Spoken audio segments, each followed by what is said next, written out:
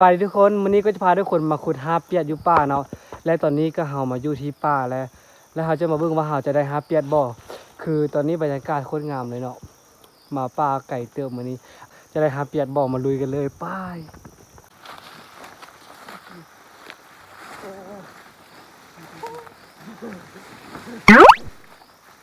แม่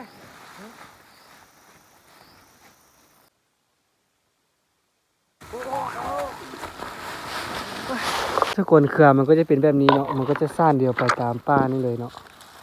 เห็นบ่เฮานำเครือมันมาฮ้อนแล้วเฮาก็เห็นมันเครือมันมาปักอยู่บนนี้เลยเนาะซ่องเครือเฮามาเดียวเลยตอนนี้เฮาก็ทางแถวนี้ก่อนเฮาก็จะเริ่มขุดมันเลย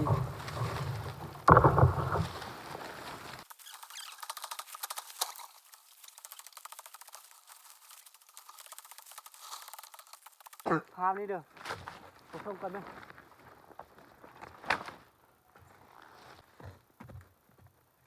กินห้ามันรวมดีป่ะ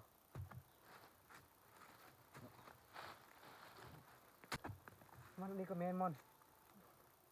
มันจะได้นำกันได้ครับนี่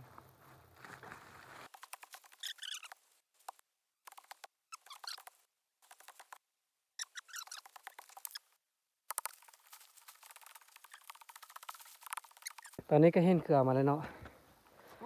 นี่ก็แม่นเครือมันตีนี่ก็แม่นเครือมันเนาะทุกคนเดี๋ยวเราจะนำเครือมันไป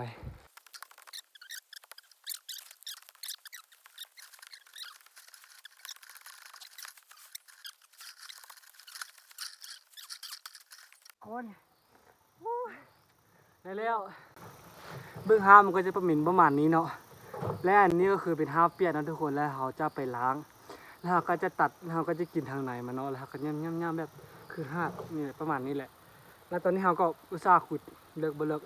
แล้วเขาก็ได้ประมาณนี้ทุกคนคอแซบเขาอยู่ตรงนี้แล้ว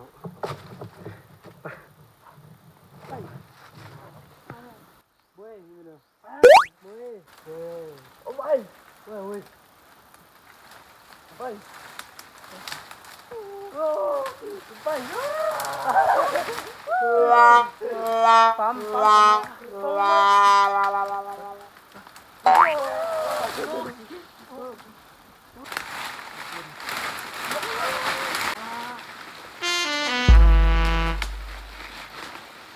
อ้ตัดแล้วเป็นกระไม้ยิ่งนุ่มๆตัวไว้อ้นไม้ตัวโย่เอาทุกคนตอนนี้เราก็ได้หาเปลี่ยนมาที่ห้อยแล้วเนาะตอนนี้ก็คือนี่มันจะเป็นข้อหน่อยนี้เลยเสร็จก่อนกินไหมโอ้ยเติมเลยทุกคนมันจะเป็นแบบนี้โอ้มันเนื้อมันอีก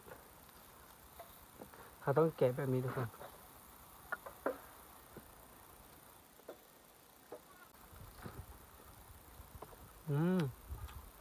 แซ่บมาบอก